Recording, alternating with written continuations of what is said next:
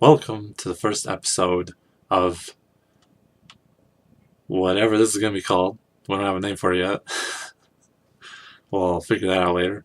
But today, me, Relyea, and Layarion are discussing ways that YouTube could improve itself, and we may also discuss some other things as well.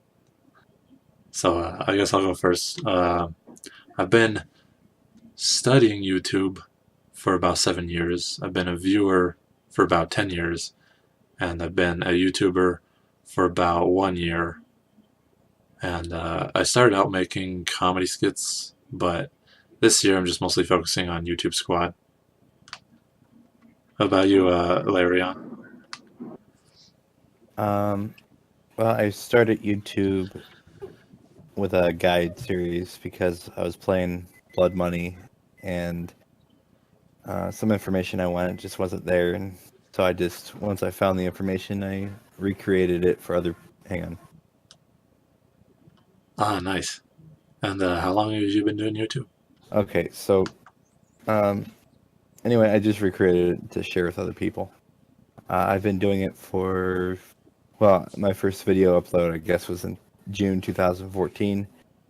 And I've tried a few Let's Plays.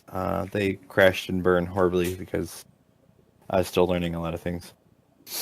Especially with that blue snowball microphone that I discovered isn't all that great. Yeah, so what about you, Relia? Yeah, so my name's Relyea, and I've been YouTube for only about 6 or 7 months. I started in September of 2017 and kind of got started because somebody else said, hey, you know what, it's time, you should just start a channel. So I figured I might as well look into it. I've been studying YouTube for probably about a year or so, almost before I started a channel, as far as looking into how to do analytics and how to rank in Google for websites and different things like that, ever before I even started doing YouTube. So once it came time to make a channel, I kind of had an idea of how I wanted to go about it. And originally I thought I was going to be just making videos and putting them up online is going to be super easy. And it's so different once you get started. But yeah, been just doing the whole tips, tricks, and how-tos and trying to find out where my voice and my niche is, and I guess I'm pretty good at telling stories and telling how to do the technical things for games and kind of breaking things down to its smallest components, and I really enjoy doing that. Yeah, that's good. Yeah, it's always good to enjoy what you do on YouTube. Definitely. Yep.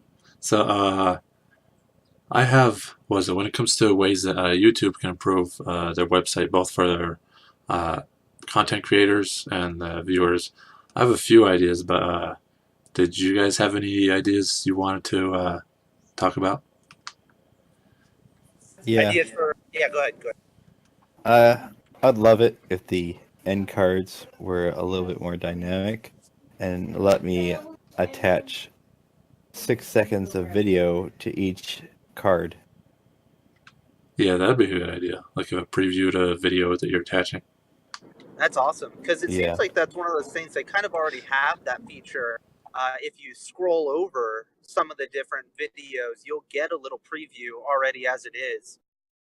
But yeah, so that'd be really cool to add that to the end cards. That's a good one. Yeah, one of the things I really want to see is just YouTube support its community, especially the smaller especially the smaller YouTubers, because they already have the trending page, which kind of shows off people and videos that are taking off. But you get stuff like Casey Neistat and PewDiePie and the bigger YouTubers who are already out there and already found, who are taking over trending.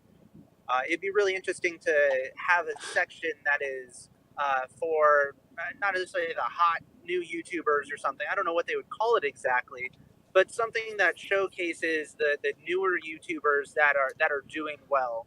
And so I'm sure they would have their own analytics for, obviously it's not their first video, maybe it's not even their 10th video, but somebody who is gaining traction and they are building something. Maybe they're posting daily or consistently, and it's good videos, and they can tell by the retention rate, this, that, and the other. It'd be really awesome if YouTube would promote their creators and just kind of give them a pat on the back for trying to build something on YouTube, you know? Yeah, I know what you mean. Yeah, we're gonna come back to that, but looks like Blaziken has joined us. Hi, Blaziken. All right, so I'm Blaziken.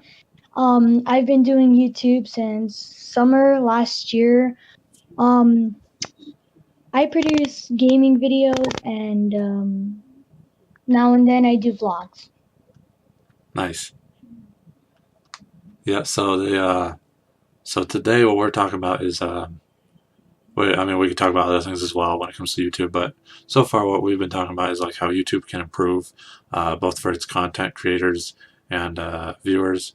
And was it the first thing we talked about was Layarion mentioned, like, when it comes to the end screen of videos, they could like make it to where videos could be previewed for a few seconds. Yeah, they call them end cards. Yeah, the things where it shows up at the end of the video, and you hover over them, and then stuff shows up. Yeah. Yeah, that would be cool. You know, that reminds me though. I think in Google Chrome, was it before you watch a video on the thumbnail, it might play it, but I wouldn't know because I don't really use Google Chrome. But that's completely different from the end cards. Yeah, and then Relyea mentioned, what was it again? I had brought up the idea of having a way for YouTube to promote smaller YouTubers who are in their growth phase and just starting to gain some traction.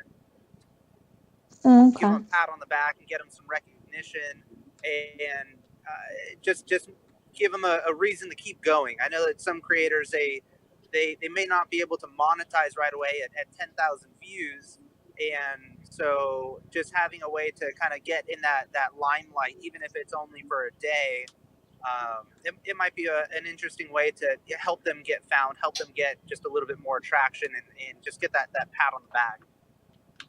Yeah. Okay. Yeah, I know what you mean. Yeah, that's one of the things I've been thinking about for a while, which is like how YouTube already has a trending page, and they sort of do that. They have a what's it called? In trending, there's like a spotlight thing where they put spotlight on someone who is becoming successful, but they already have like was that like maybe 10,000 subscribers or more already. But yeah, that's one of the things with YouTube that's always kind of frustrated me as a viewer. Is like when I go to the search bar, whenever I search, it's usually always the most popular thing, and I wish they had an option where you could like search for channels that have like less than 10,000 subscribers or less than this many views, so you can see a filter, an extra filter. Yeah, I agree. That's a good idea. Yeah, that way you can see like smaller channels and get more content that's not so mainstream. Like if you're looking for comedy skits, unfortunately those don't really seem to be mainstream anymore, and I still enjoy watching those, but I can hardly ever find channels that do those because YouTube only tends to present me with like the popular stuff, which oftentimes I don't even care about. Alright, well, they could perhaps just call it like the, never mind, it's a namely, but the secondary trending bar or something. Or like they should put the second trending bar. I feel like they should put like a certain bar that's like, so we have the big YouTuber bar, and then like maybe, thinking up names is hard, but something that would show smaller channels that are kind of slowly growing on the views to help them get even more views and grow even more, and then they could go on the bigger the videos with the bigger views. Yeah, that's a good idea. Have you guys ever heard of the website called imgur.com? No. Imgur? Yeah. Imgur? Is it? Yeah. Oh. You mean Isn't it Imgur? Imgur? Yeah, sorry about that. I've heard of it. Yeah, but that kind of reminds me of Imgur. It would be awesome if they did something more like Imgur, where like on Imgur you can like filter it between what's totally popular, what's starting to rise from like 10 upvotes to 30 upvotes and stuff like that. It'd be cool if YouTube had like different kind of trending tabs like that, where like you could view the regular trending page, and then like people who are somewhat trending who have like under 100,000 subscribers, and then like another trending page for people who are trending under like 10,000 subscribers or something like that. That would be cool. Yeah. Do any of you guys use tools like TubeBuddy or any sort of third-party outside of YouTube tools? I use TubeBuddy and if Streamlabs counts. So one thing I'd like to see from YouTube is the integration of some of these tools that they have with the third parties. I don't understand why I have to use, well, I could potentially pay somebody like TubeBuddy to be able to change all of my end cards or play with my the cards in the middle of the video, or be able to change all the ending descriptions on all my videos, all these little tools that enable you to mass edit videos. I'd love to be able to see that stuff in YouTube. I feel like you shouldn't have to go to a third party to be able to do some of these things. Or like TubeBuddy has a feature where you can use a frame from like the video and actually make it a thumbnail within the actual extension. And you don't have to open some other tab to do that. And it also provides you with other images that you can put text on it. Yeah, just different things like that. I know that you can art thumbnails inside of YouTube. At least I'm pretty sure. But then again, maybe it's just because I'm looking at the TubeBuddy extension. Yeah, that would be really good. I've never actually used TubeBuddy or anything like that myself. I've thought about using some things for streaming, but yeah, Streamlabs good. Yeah, I haven't really streamed much yet, so that's why I haven't tried it yet. But yeah, the regular YouTube already has like thumbnail uploading and editing end cards. But yeah, it would be a good idea to be able to like edit a lot of different videos in cards at the same time, because as time goes on, you might have like put a new video as an end card previously, but you might want to change it later on tons of other videos because you probably have like a lot more new videos that you want to feature on your old ones. Yep, and that's exactly right. I have it set up for most of my end cards are set up for new video, but sometimes my newest video isn't the best video that I want all of my end cards to go to, and so it would be nice to be able to change that to something else if I wanted to, and then whenever the newest video is something that I want, change it back. So yeah. Oh, one thing I would like to see is a desktop application of all their tools, because I hate dealing with their interface. It's terrible in my experience. Buggy, slow, crowded, small UI. Yeah, that could be a good idea. Like, I hate using it. Yeah, I know what you mean. I guess one thing that would be nice, I really hate that I upload a video at, say, 1080, 60 FPS to YouTube, and then when you go click on the download option of your own video, you only get a 720 by 30 FPS version of it. Yeah. I've never actually had that problem, but I know what you mean. Unfortunately, most of the videos I've made are kind of lower quality than that. Well, I mean, if you only record at 720, 30 FPS, you'll be fine. Yeah, that's true. I was going to say, so far I've just ended up saving all my videos. I have an external hard drive just for YouTube videos, and I've kept every video so far, and it's been nice just in case I needed a clip of something that I know that I've already done, and it's at full, like the full raw video, all the multiple hours and hours and hours that have been captured. So, and more importantly, the layers. You don't have to worry about the overlay or text or anything being in the way. Exactly. Yeah, I know what you mean. Yeah, I also have an external hard drive for that kind of stuff. Unfortunately, not every YouTuber can afford that, though. I got something that I thought was a little bit interesting. I don't know how many of you guys are streaming, but I know that one of the new things that they're talking about for a YouTube add-on is that they're very proud that you're going to be able to donate to streamers directly through YouTube. And I thought it's okay. It's not too bad. Like, it's not like a bad add-on, but I mean, unless the fees that they charge are less than the fees that Streamlab charges, there's really no reason to switch over to YouTube. I haven't looked into it yet. Wait, what do you mean that like they donate directly? Isn't that pretty much like isn't that like pretty much the super chats or no? Like, I'm not entirely sure. It's something because Super Chat's been around for a while, is my understanding, and so there was something in one of the new updates within the last month that they were going to allow for donations, like for gamers. I thought it. I don't know. I'll have to look into it a little bit more. I don't think it was Super Chat. I thought that there was something different. Because do you know how many subscribers you have to get to Super Chat? Is it 1,000 or is it something else? It's 1,000.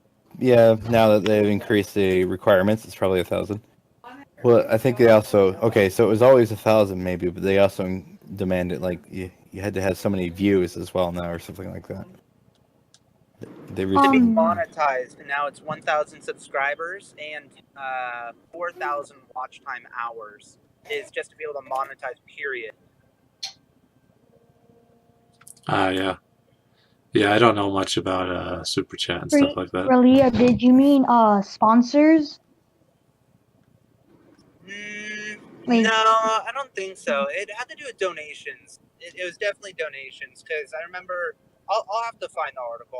I'll post it in somewhere on the Discord channel. We don't have to include it on the thing, but yeah, I just remember thinking, man, I understand YouTube would want a piece of that because I mean, if you can get, I forget what Streamlab charges, but I mean, it's not a small amount. I want to say it's like 7% or something like that, and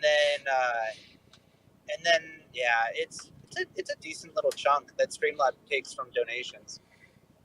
Are you serious? I didn't know that. Oh yeah, they like, let's say somebody donates to you $30, you don't get a full $30. You probably get like, I don't know, 25-ish.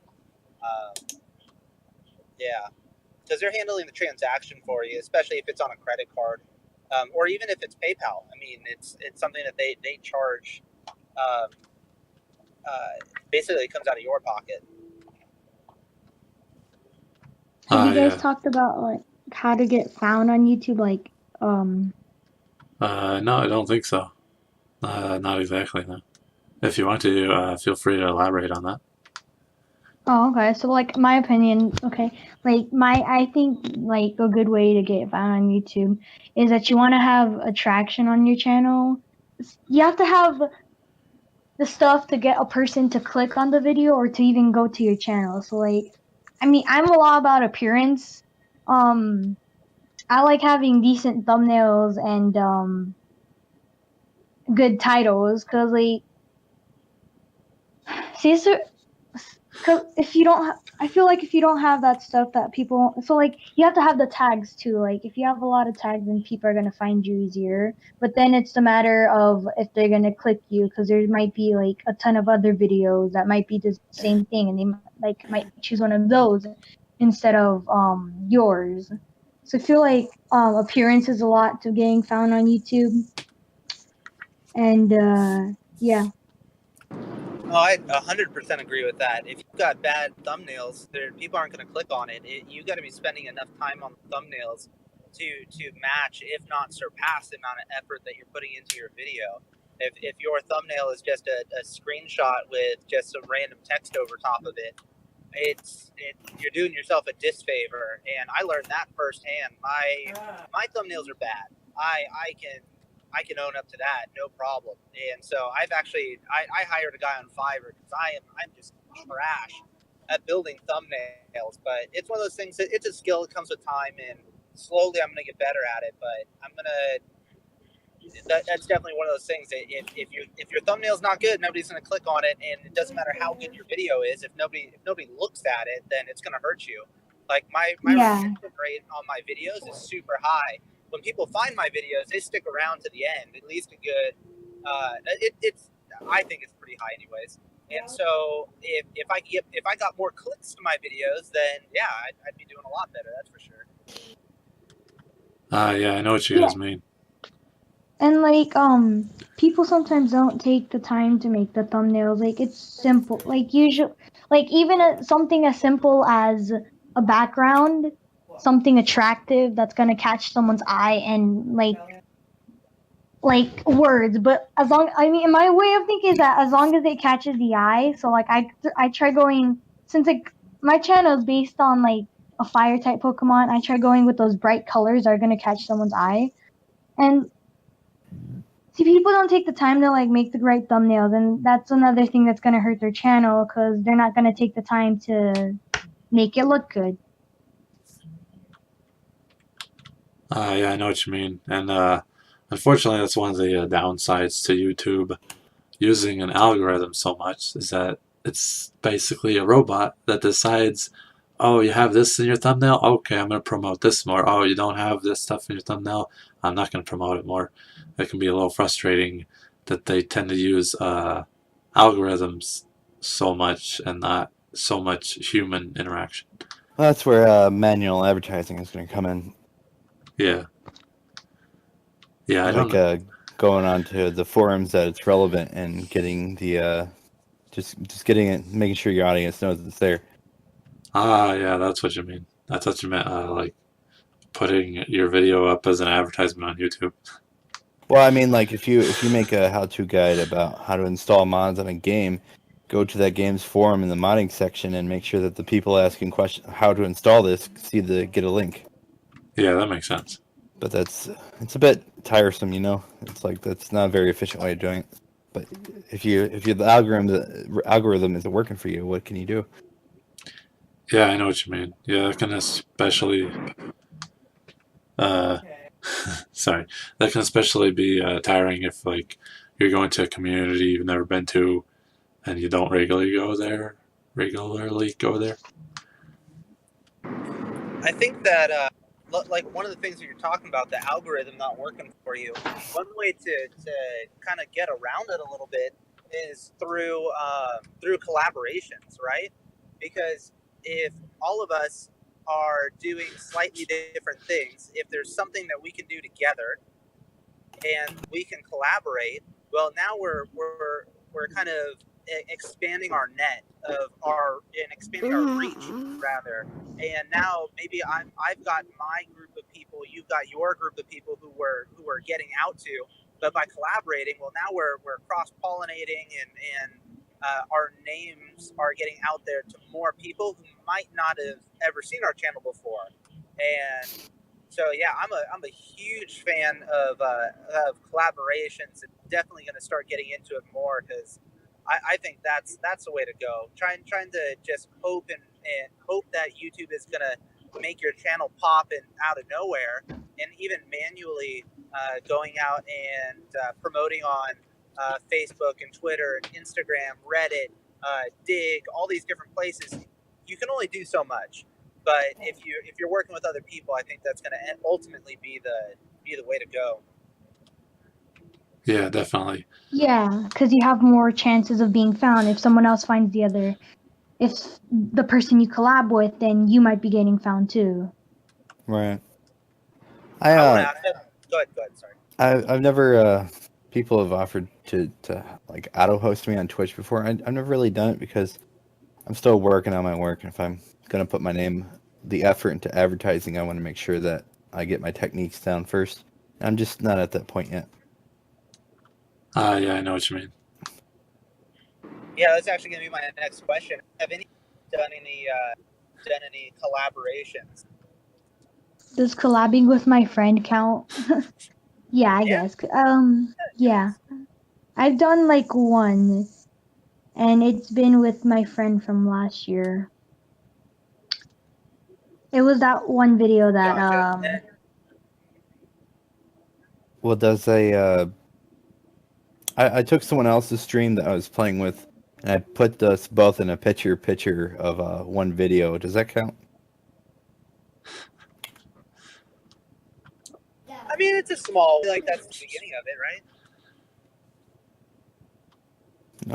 That it wasn't a thing we were gonna start. It's more like I just thought it'd be cool for that one video. I mean, ideally, I think a proper collaboration. I mean, this is what I envision. Finding some other people who are playing the games that I'm doing, but then maybe doing one video where I'm streaming on their channel and we're both paying attention to their chat and kind of talking back and forth, and we're you can hear us both live through Discord chat. But then also kind of like a proper collaboration would be like where you go onto somebody else's channel, a live stream, for example, and you're in the Discord chat during the live stream, and you're both paying attention to their chat.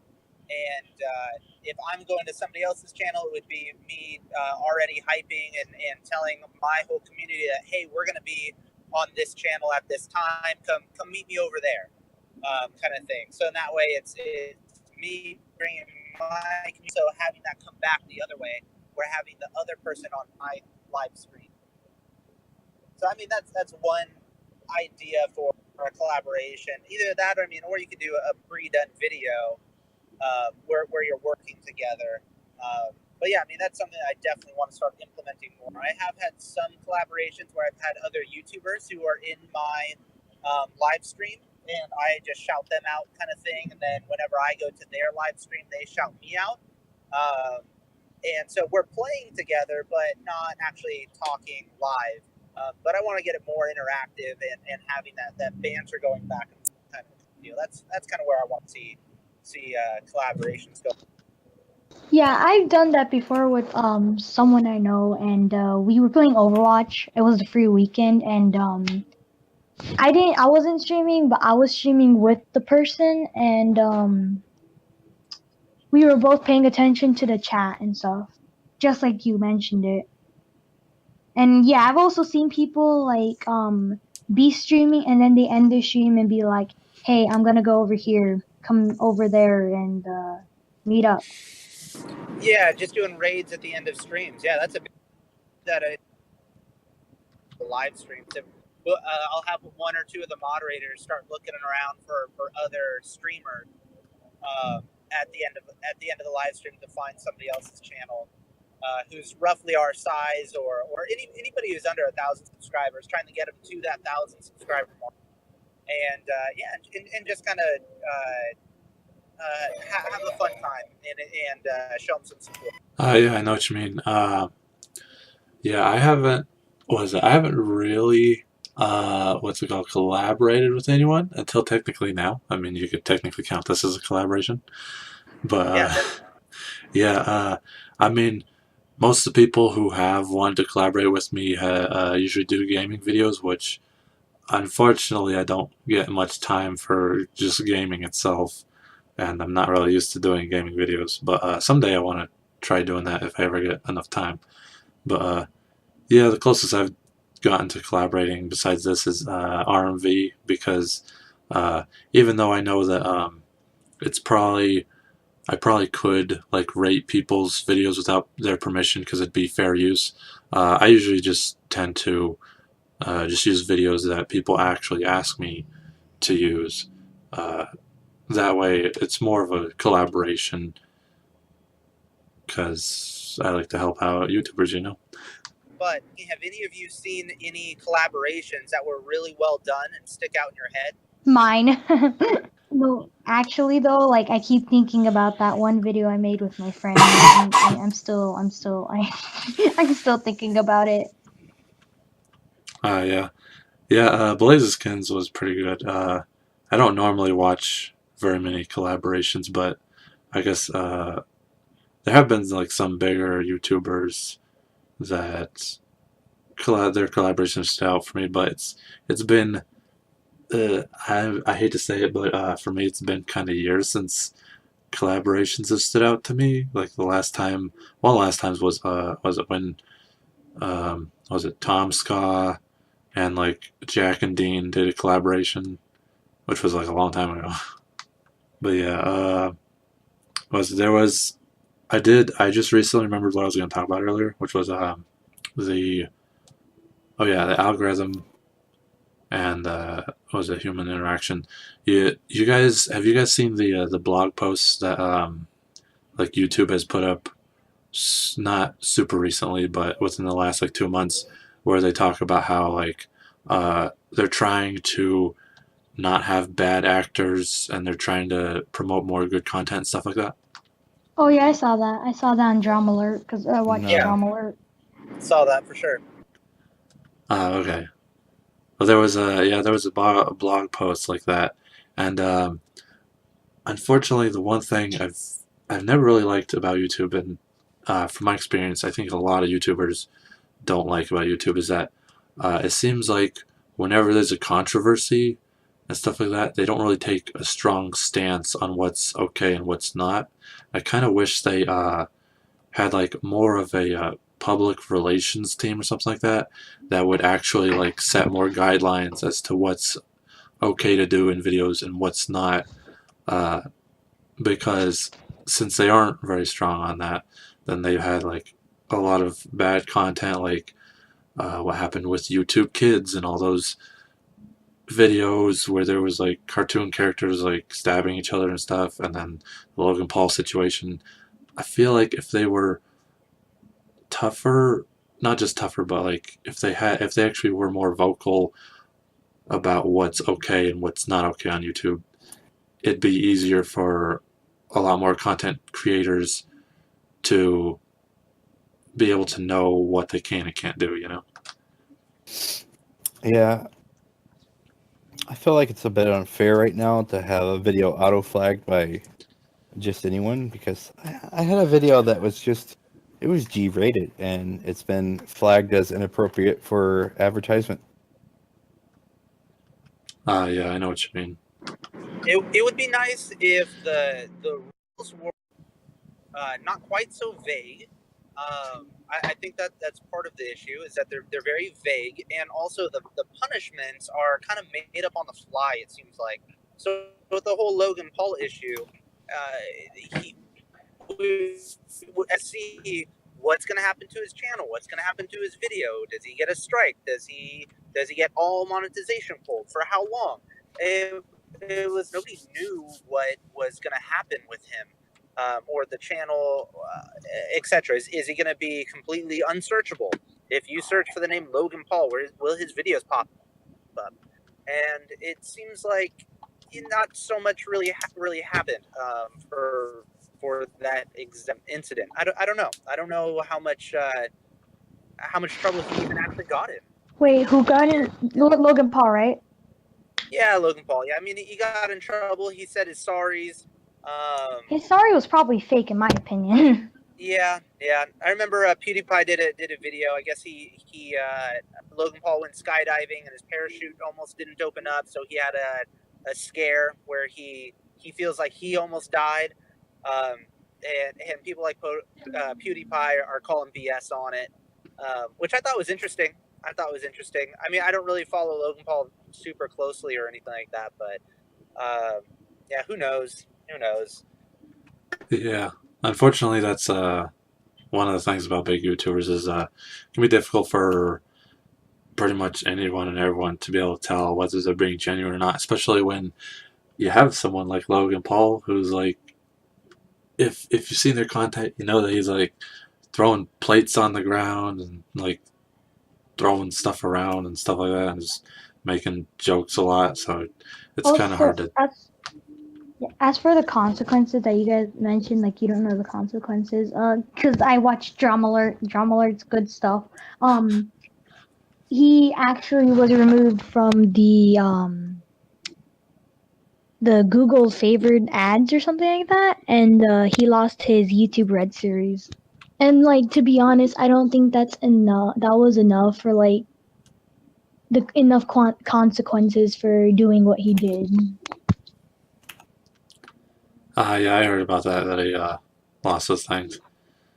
Yeah, I mean it's when what was it when like the Google AdSense and stuff is probably a lot of how he was making money besides his merchandise.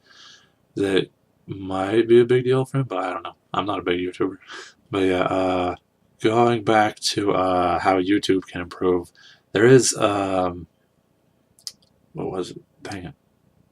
I think I might have forgotten again. There's something else I had in mind.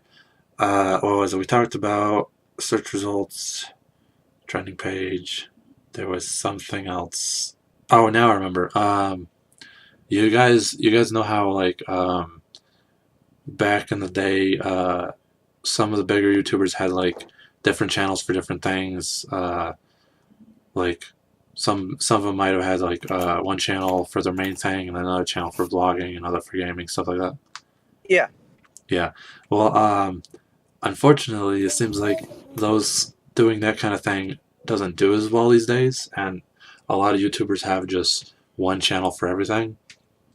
But myself as a viewer, I'm the kind of person who, if someone makes like comedic things, I'll subscribe to their channel. But if they also make things like box opening things, or they do mainstream things like challenges and stuff in addition to like comedic skits or something like that, as a viewer, I kind of wish I could make it to where I can only see their comedic skits, like when it comes to the YouTube notifying me that they uploaded a video, because I used to subscribe to was it a channel SourceFed? They used to do news, but then they started doing trending things, and eventually because of that, I mostly want to see the news, so I eventually unsubscribed. But both as a viewer and a creator, I kind of wish YouTube could make it to where you can organize your content on your channel, and when you upload it, to where different people can subscribe to just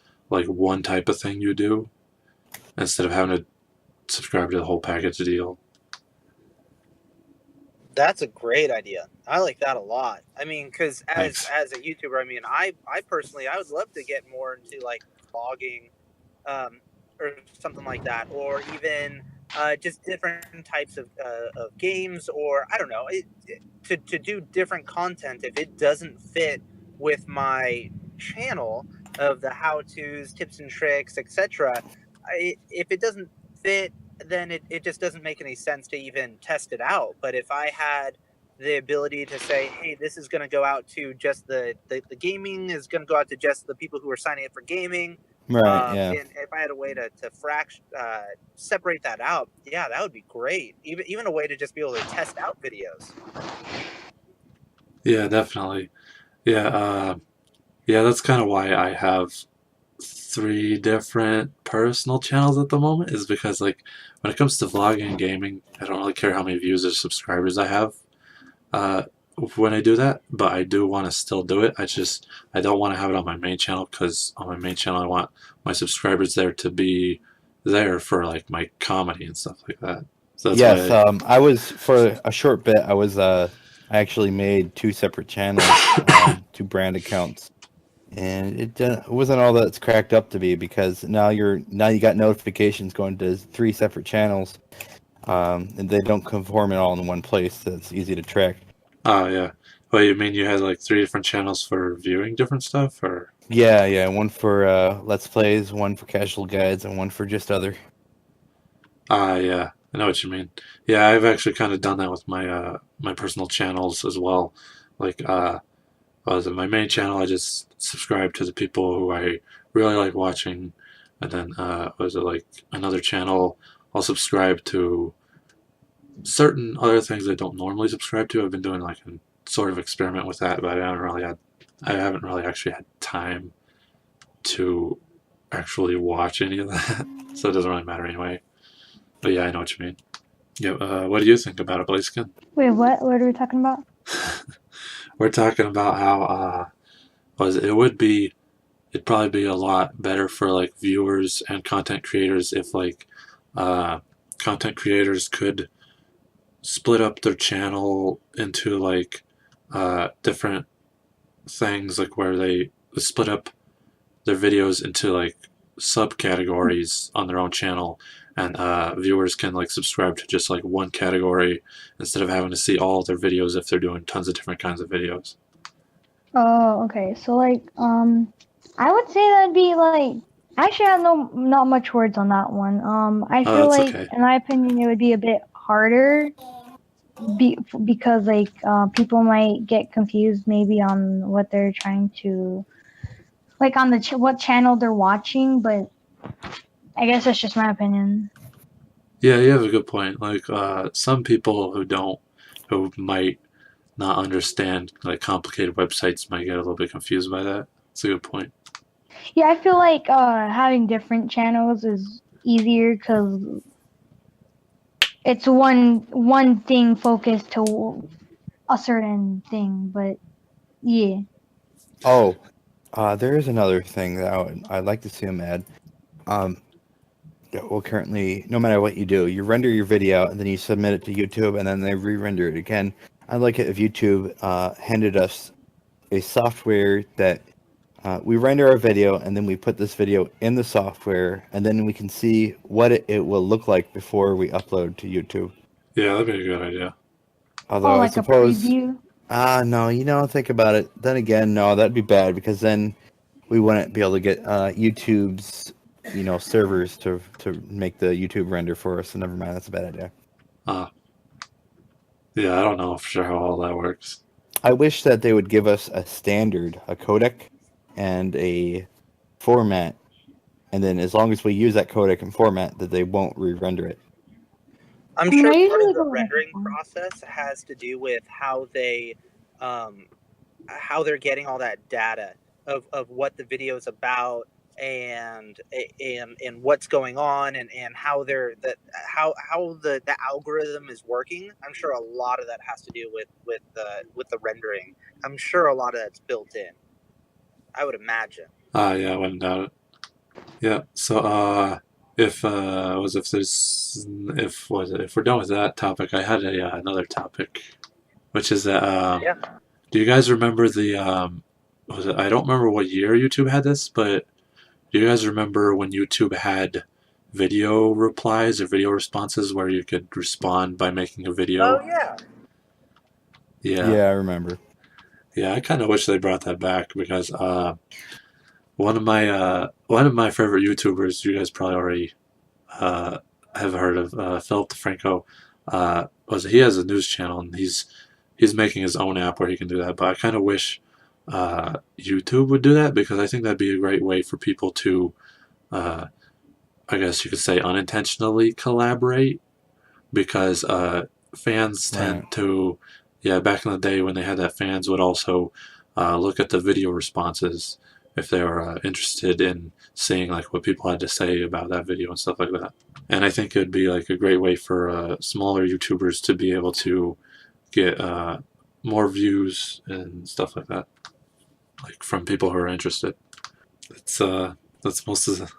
I mean, we can jump back to this if you guys want, but have any of you guys started looking at or thinking of using other platform other than YouTube or in addition to YouTube for uploading videos and content? As I hear more and more about how their advertisement works and how their censoring works, I like YouTube a little less and less. So I'm thinking about it. Are you doing any content that is not family friendly or kid friendly that would make you want to change platforms, or is it as a defensive move just in case they ever do decide to censor whatever content you have? It's more like it's both of those things. It's mainly well, I do gaming videos. I've heard that they're cracking down on gaming videos. They're getting really unfriendly with them. And then the other thing is crap. And then the other thing is I don't like the idea of it that they censor your search results. There are some things that you can Google for and they don't return them. Crazy. In I want to say 2013, 2014, something like that. For a little while, YouTube made it so in that way all gamers who are posting videos on YouTube had to prove that they had permission from the game, either developed or just from the game itself, saying that they had permission to make videos about that game. That's not what. That's not like why though? The games are made so that anyone can play them. Like Yeah, but you where's don't the own sense that in that? content. You don't own the content. The game and the licensing, the trademarks. I mean, all these images from the games are trademarked by the companies that own the games, right? So, like Nintendo, if you want to make a video showing Nintendo gameplay, if you were to do a Let's Play of Nintendo, technically that video will get copywritten. You will get a copyright, not a strike, but it'll get flagged. And if you've got it set up for monetization, Nintendo will take 100% of the ad revenue on that video, unless you register that video with the Nintendo Creator Club program, and then you can share. You can 40 with Nintendo. Yeah, I know about that. What? So due to a question, I think it was Relyea that asked it if you were planning to switch on YouTube. I mean, recently I opened a Twitch account because I wanted to go into chat something, but like it's possible I might go and switch to I might switch to Twitch because I feel like the format is more like fun to do and it's more engaging with the viewers. Cause like on Twitch you can have a lot of like games available for your viewers. So like I plan to switch on that maybe perhaps. The only thing is that Twitch is a completely different beast. They have a lot willing and who want to watch live gaming. Some of the top people will have 25,000 viewers as they're playing League of Legends or whatever game they're playing, whereas top people on YouTube, I mean, maybe. And so watching live gamers on Twitch is much, much higher. But I think it's also a lot harder to get discovered on Twitch because of that.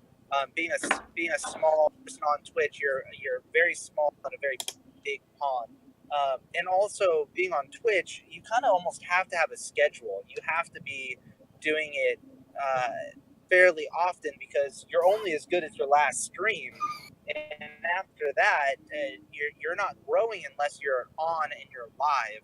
Whereas YouTube, as long as you're putting out videos that give some sort of value to the person who's watching it, your videos are getting you views, even when you're not creating another video or content. You can go live and have something that's interactive with your subscribers, but then you can also be making videos that will live on for potentially if you do it right. Yeah, like the thing about Twitch is I don't know if this has always been there, but like I was strolling down the dashboard and you can actually upload videos like that aren't live. And like I originally thought that Twitch was all about live stream. It's just live stream. It's only live streams. But Yeah. You're right. That is a newer feature within the last year. Yeah, when it comes to using other platforms besides YouTube, I myself haven't really tried yet. I've thought about trying out Twitch and stuff like that, but I'm kind of used to YouTube. Not to mention, I don't really always have the time to try out a different platform. But when it comes to, I think it was vid.me, I was kind of confused about that because when I saw the subscription stuff, it looked like you had to pay for each subscription, but I don't know if I was just viewing it wrong or something. yeah, I mean there is a paid version of it, but right now we're going into too much Twitch. Yeah, so I don't know if vid.me has like less of a paid version, like a free version where you can subscribe for free or not. Do you guys know anything about that? I no. haven't looked at it fairly for the subscriptions. It's not like $5 or $10. I heard that that I've heard that it's really cheap to subscribe, but I don't know. Yeah, that can be a problem for vid.me growing, because there's a lot of people out there like me who don't have any money to be able to afford to subscribe, or if it costs money, Right. but you still wanna go to different platform No, and I'm a watch freeloader. I videos. ain't gonna pay for no video. Yeah, I know what you mean. I mean, if I could, I'd like to support them, but I just can't at the moment. I do think that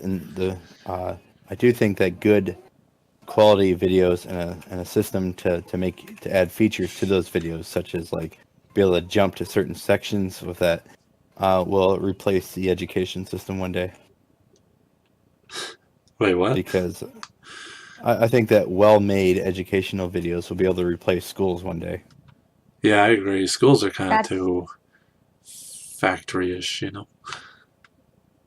I still go to school, but I feel like math will never be replaced by videos.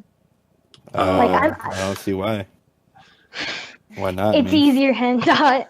Like, and on my language arts class, we always, like, our teacher always makes us watch videos and answer questions on it. It's something called Edpuzzle. And then I actually learned a lot from, like, social study videos, but, like, for math, for me, personally, it's, like, a little bit different. Like, I have to write it down to understand it.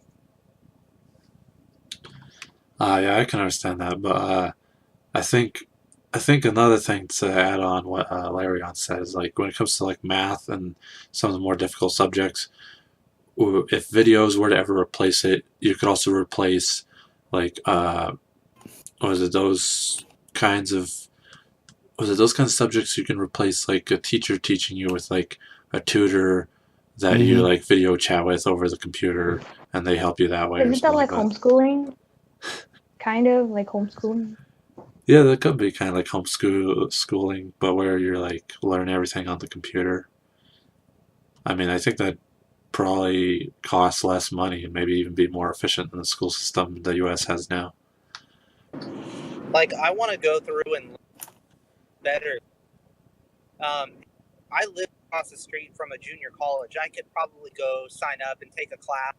But then I'm going to have to sit through that first class where it's like, today we're going to go over the syllabus, and then we're going to do this, that, and the other. It's just like, I just need to learn the hotkeys and maybe some transitions, and I only need to learn so much. I don't need to take an entire semester worth of classes and have all this, learn about theory of video editing and all this other stuff.